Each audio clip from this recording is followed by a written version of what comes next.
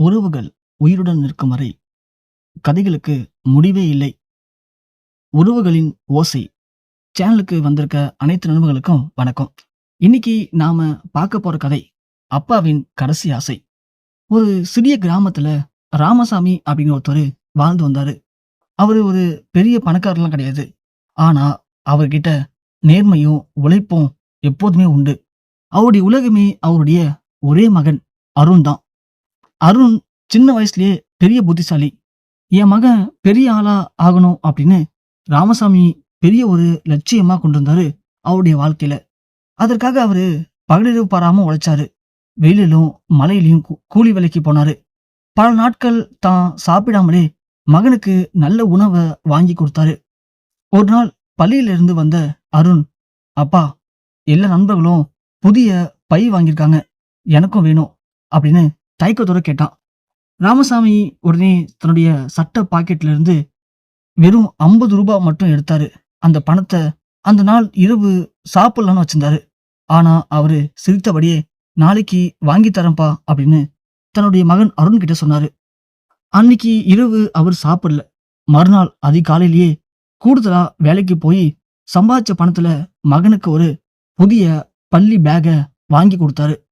அந்த பைய பார்த்த அருணுடைய முகத்துல மலர்ந்த சிரிப்பை பார்த்த ராமசாமி, இதுதான் என் சந்தோஷம் அப்படின்னு மனசுக்குள்ள நினைச்சுக்கிட்டாரு.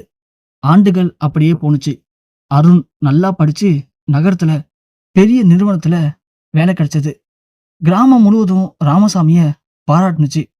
உங்க தியாகத்துக்கு கடவுள் நல்ல பலன் கொடுத்திருக்காரு அப்படின்னு எல்லாருமே அவர்கிட்ட சொன்னாங்க. ராமசாமியுடைய கண்கள்ல மகிழ்ச்சி கண்ணீர் கடலா வழிஞ்சது. ஆனா வாழ்க்கை எல்லா நேரமும் ஒரே மாதிரி இருப்பதில்ல. நகர வாழ்க்கை, புதிய நண்பர்கள், புதிய சூழல்னு மெல்ல மெல்ல அருணுடைய மனச கொஞ்சம் கொஞ்சமா மாற்ற தொடங்குச்சு. நகரத்துல வேலைக்கு சேர்ந்த பிறகு அருணுடைய வாழ்க்கை முற்றிலுமே மாறிடுச்சு. புதிய நண்பர்கள், புதிய வாழ்க்கை, அதிக சம்பளம், எல்லாமே அவனுக்கு புதிய உலகமா இருந்துச்சு. ஆனா அந்த புதிய உலகுல அவனை அந்த உயரத்துக்கு கொண்டு வந்த அப்பாவுடைய முகம் மட்டும் கொஞ்சம் கொஞ்சமா மறைய தொடங்குனுச்சு. ராமசாமி தினமும் மாலை 6 மணிக்கு மகனுக்கு ஃபோன் செய்வாரு. சாப்பிட்டியாப்பா, வேலை எப்படி போகுது அப்படின்னு ரொம்ப அன்பா கேட்பாரு. முதல் அருண் மகிழ்ச்சியா பேசினான். பிறகு, அப்பா, நான் மீட்டிங்ல இருக்கேன், அப்பா அப்புறம் பேசுறேன், அப்பா ரொம்ப பிஸி அப்படின்னு ஒவ்வொரு நாளும் பேச்சு குறைஞ்சுக்கிட்டே போனுச்சு. ஒரு நாள் ராமசாமி மகனுக்கு பிடித்த அதிரசம், முறுக்கு, லட்டு எல்லாம் செஞ்சு ஒரு பையில வைத்து அவன் வேலை பார்க்கக்கூடிய நகரத்துக்கு புறப்பட்டாரு. பல மணி நேர பயணத்துக்கு பிறகு மகனுடைய அலுவலகம் போனாரு. அங்க நின்றிருந்த காவலாளி, யாரை பார்க்க வேணும் அப்படின்னு கேட்டாங்க. என் மகன் அருண் இங்க வேலை பார்க்கறான், நான் அவனை பார்க்கணும், நான் அவன் அப்பா என்றாரு. அந்த நேரத்துல அருண் தனது நண்பர்களோட வெளியே வந்தான். தூரத்துல அப்பாவை பார்த்ததும் ஒரு நொடி நின்றுட்டான் அப்படியே. ஆனா நண்பர்கள் என்ன நினைப்பாங்களோ அப்படிங்கிற தயக்கத்துல அவரிடம் ஓடி செல்லல. மெதுவா வந்து, அப்பா, ஏன் சொல்லாம வந்தீங்க, நான் ரொம்ப பிஸி, வீட்டுக்கு போயிட்டு பேசலாம் அப்படின்னு சொன்னான். அந்த வார்த்தைகள் ராமசாமியின் இதயத்தை காயப்படுத்துனுச்சு. கையில இருந்த பலகார பையை கொடுத்துட்டு, சரிப்பா, உன்னை பார்த்ததே போதும் அப்படின்னு சிரிக்க முயன்றாரு. ஆனா அந்த சிரிப்பின் பின்னால இருந்த வலிய யாரும் கவனிக்கல. பேருந்துல ஊருக்கு திரும்பும் வழியில ஜன்னல் வழியா வெளியே பார்த்தபடி அவர் கண்கள்ல கண்ணீர் வழிந்தது. நான் வளர்த்தது என் மகனைத்தானா, இல்லை என் கனவையா அப்படின்னு அவர் மனசுக்குள்ள கேட்டுக்கிட்டே இருந்தாரு. அந்த நாள்ல இருந்து ராமசாமி மகனுக்கு போன் செய்வதை குறைச்சுக்கிட்டாரு. ஆனா விதி இன்னும் ஒரு பெரிய சோதனைய அவருக்கு கொடுக்க காத்துருந்துச்சு. அந்த சம்பவத்துக்கு பிறகு ராமசாமி கொஞ்சம் கொஞ்சமா மாறிட்டாரு. முன்பு போல சிரிக்கல, யாரிடமும் அதிகம் பேசல. காலையில வேலைக்கு சென்று மாலையில் அமைதியா வீட்டுக்கு வந்துடுவாரு. உடம்பு சரியில்லையா என்று அக்கம் பக்கத்துல கேட்டாங்க. வயசாடுச்சு அதான் அப்படின்னு சிரிச்சிடுவாரு. ஆனா உண்மை அது இல்ல. அவர் மனதில் இருந்த ஒரே ஏக்கம், என் மகன் ஒரு நாள் பழையபடி என்ன அப்பான்னு கட்டி பிடிப்பானா. ஒரு நாள் வேலைக்கு சென்ற போது திடீர்னு ராமசாமி மயங்கி விழுந்தாரு. அவரை அருகில் இருந்த மருத்துவமனைக்கு கொண்டு போனாங்க. மருத்துவர் பல பரிசோதனைகள் பண்ணாங்க. சில நிமிடங்கள் கழித்து மருத்துவர் மெதுவா சொன்னாங்க, உங்களுக்கு இதயத்துல கடுமையான பிரச்சனை இருக்கு சார். உடனே ஓய்வு தேவை. சிகிச்சையும் அவசியம். ராமசாமி அமைதியா தலையசிச்சாரு. டாக்டர், நான் எவ்வளவு நாள் இங்க இருப்பேன் அப்படின்னு மெதுவா கேட்டாரு. மருத்துவர் சில நொடிகள் அமைதியா இருந்தாரு. நாங்கள் முயற்சி செய்வோம். ஆனா உங்க குடும்பத்தினரிடம் சொல்லிடுங்க. அந்த வார்த்தை ராமசாமி மனச சல்லி சல்லியா நொறுக்குனுச்சு. மருத்துவமனையிலிருந்து வெளியே வந்த அவரு மகனுடைய எண்ணெய் எடுத்தாரு. அழைக்க நினைத்தாரு. ஆனா உடனே மீண்டும் கைபேசிய மூடி வச்சிட்டாரு. அவன் வேலை பார்த்துக்கிட்டு இருக்கான். அவனை ஏன் நம்ம கவலைப்படுத்தணும் அப்படின்னு தனக்கு தானே சொல்லிக்கிட்டாரு. அன்னைக்கு இரவு வீட்டுல தனியா அமர்ந்திருந்த ராமசாமி சுவர்ல மாட்டியிருந்த அருணின் சின்ன வயது புகைப்படத்தை பார்த்தாரு. நீ சின்ன வயசுல தினமும் என் மடியில்தான் தூங்குவ. இப்போ உன் குரல் கேட்கவே காத்திருக்கேன். சீக்கிரமா நீ என்கிட்ட வருவியாப்பா அப்படின்னு கண்ணீர் விட்டு கதறி அழுதாரு. அதே நேரத்துல நகரத்துல இருந்து அருணுக்கு கிராமத்துல இருந்து ஒரு தொலைபேசி அழைப்பு வந்தது.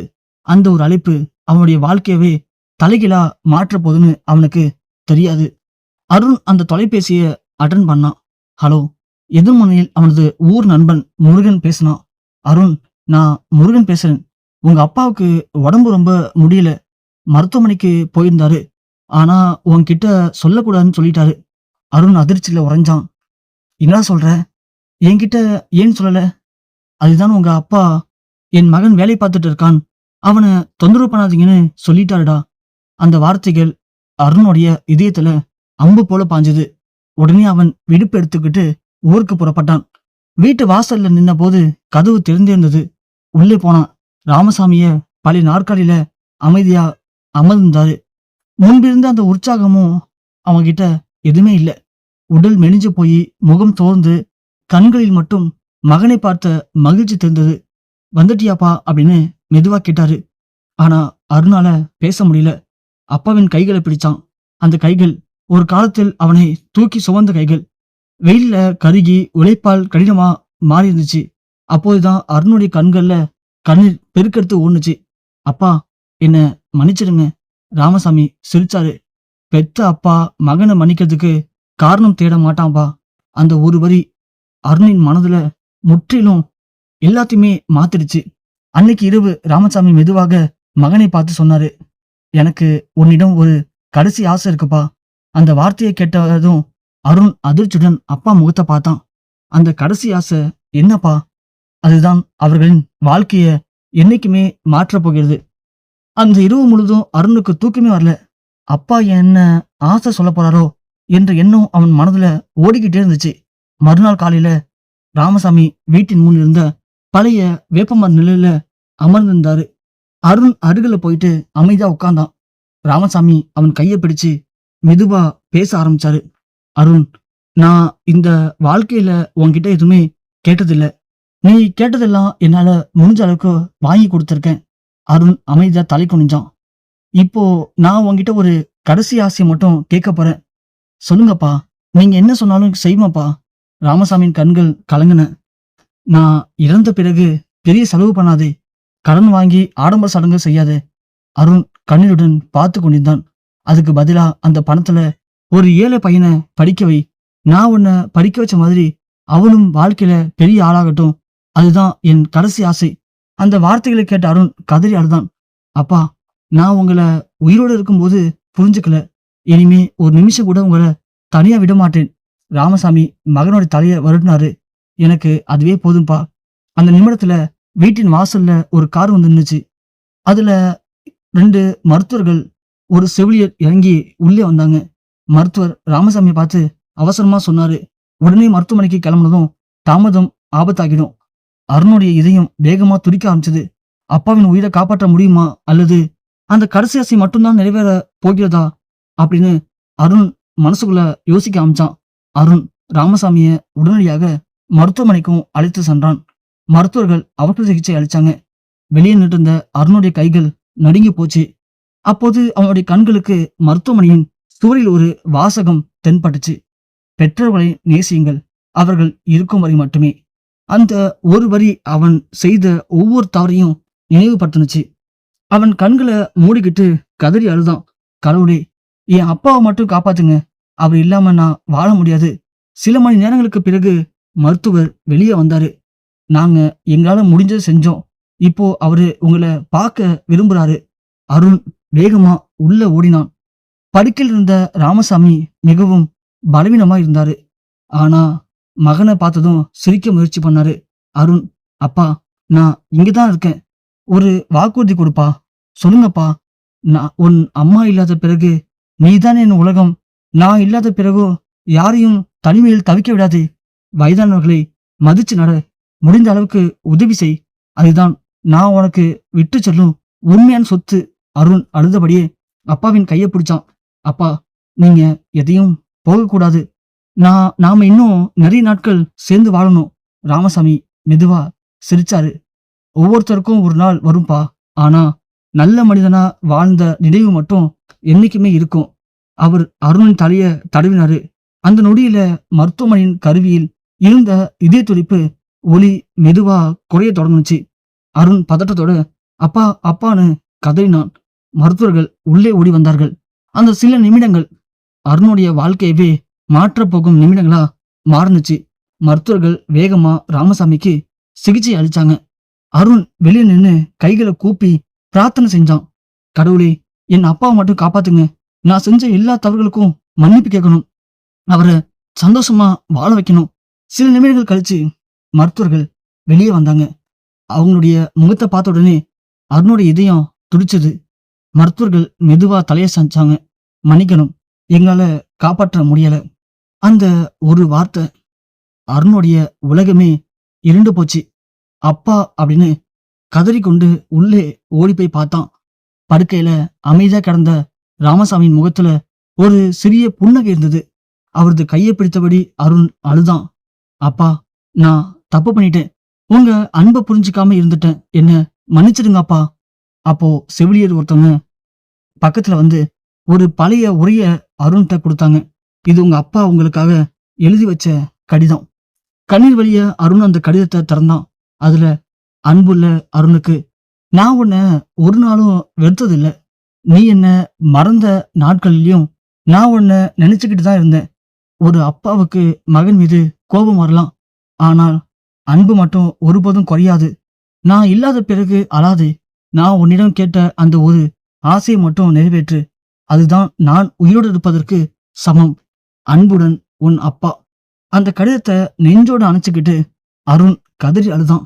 அந்த நாள் அவன் ஒரு அப்பாவை மீண்டும் இழக்கவில்லை. அவனுடைய வாழ்க்கையின் மிகப்பெரிய ஆசிரியரையும் இழந்து விட்டான். அப்பாவின் கடைசி ஆசை, அதை எப்படி நிறைவேற்றணும் அப்படின்னு அருண் நினைச்சான். ராமசாமியின் இறுதி சடங்குகளை எளிமையா முடிச்சான் அருண். உறவினர்கள் சிலர், இவ்வளவு சாதாரணமா செய்தியே அப்படின்னு கேட்டாங்க. அருண் அமைதியா, இது என் அப்பாவின் விருப்பம். அவர் சொன்னதை மட்டும்தான் நான் செய்ய போறேன். அவர் சொல்லதை மீறி நான் இனி எதுவும் செய்ய மாட்டேன் அப்படின்னு சொல்லிட்டு சடங்குக்காக செலவழிக்க நினைச்ச பணம் முழுவதையும் எடுத்துட்டு பக்கத்துல இருந்த ஒரு அரசு பள்ளிக்கு போனான். அங்க கட்டணம் செலுத்த முடியாம படிப்பை நிறுத்த போகும் கார்த்திக் அப்படிங்கிற ஒரு ஏழை மாணவனை சந்திச்சான். அவனுடைய ஆண்டு கல்வி செலவு முழுவதையும் அருண் ஏற்றுக்கிட்டான். நல்லா படி, உன் வெற்றிதான் என் அப்பாவுக்கு நான் தரும் பரிசு அப்படின்னு கூறினான். காலம் வேகமா ஓடுனுச்சு. 5 ஆண்டுகள் கழித்து கார்த்திக் ஒரு பெரிய மருத்துவராகி அதே ஊர்லயே இலவச மருத்துவ முகாம நடத்தினான். அந்த மேடையில அவன் பேசும்போது, என் வாழ்க்கையை மாற்றியவர் என் பெற்றோர் மட்டும் இல்லை, ராமசாமி ஐயாவின் கடைசி ஆசையை நிறைவேற்றிய அருண் அண்ணனும். அருண் மேடையின் கீழே அமர்ந்து கண்ணீரோட அந்த பேச்ச கேட்டுக்கிட்டு இருந்தான். அவன் மனதுல ஒரே எண்ணம், அப்பா, நீங்க தோக்கல, இன்னும் உயிரோடு தான் இருக்கீங்க. இந்த நல்ல செயல்கள். அருண் அப்படியே அதை கேட்டு துடிச்சிட்டு இருந்தான். அருண் தனது அப்பாவினுடைய கல்லறைக்கு போனான். ஒரு சிறிய பூங்கொத்தை வைத்தான். மெதுவா மண்டிட்டு, அப்பா, நீங்க கேட்ட கடைசி ஆசைய நான் நிறைவேற்றிட்டேன். நான் இழந்த காலத்தை திருப்ப முடியாது. ஆனா இனிமே உங்களை போல உதவி தேவைப்படுற ஒவ்வொருத்தவங்களுக்கும் நான் ஒரு மகனா இருப்பேன். நீங்க என்ன நல்ல மனிதனா மாத்திட்டீங்க அப்படின்னு அழுதான். அந்த நேரத்துல ஒரு மென்மையான காற்று வீசுனுச்சு. மரத்துல இலைகள் மெதுவா அசைஞ்சன. அருண் வானத்தை நோக்கி பார்த்தான். அவனுக்கு அப்பா சிரிச்சுக்கிட்டே ஆசீர்வதிப்பது போல தோணுச்சு. கதையின் முடிவு. ஸோ இந்த கதையில் நம்ம என்ன தெரிஞ்சுக்க போறோம் அப்படின்னா, பெற்றோர்கள் நமக்காக வாழ்நாள் முழுவதும் தியாகம் செய்கிறாங்க. அவங்க உயிரோடு இருக்கும்போதே அவங்கள்ட்ட அன்பையும் நேரத்தையும் கொடுப்போம். அவங்க இல்லாத பிறகு சிந்திச்சு கண்ணீர் விட்டு கதறி அழுது நாம என்ன பண்ணாலும் அது அவங்களுக்கு உயிரோட இருந்தப்ப நம்ம கொடுக்க முடியாத அன்பை திருப்பி கொண்டு வர முடியாது. ஸோ முடிஞ்ச வரைக்கும் உயிரோடு இருக்கும்போது நாம அவங்களுக்கு தேவையான எல்லாத்தையும் கொடுத்து அவங்கள பத்திரமா பாதுகாப்போம். இந்த கதை உங்களுக்கு பிடிச்சிருந்துச்சு அப்படின்னா மறக்காம இந்த வீடியோக்கு ஒரு லைக் பண்ணுங்க. இது மாதிரி இன்னும் நிறைய கதை வேணும்னு நினைச்சீங்க அப்படின்னா நம்ம வீடியோக்கு ஒரு லைக் மட்டும் பார்த்தாம நம்ம சேனலை சப்ஸ்கிரைப் பண்ணி சப்போர்ட் பண்ணி தொடர்ந்து ஃபாலோ பண்ணுங்க.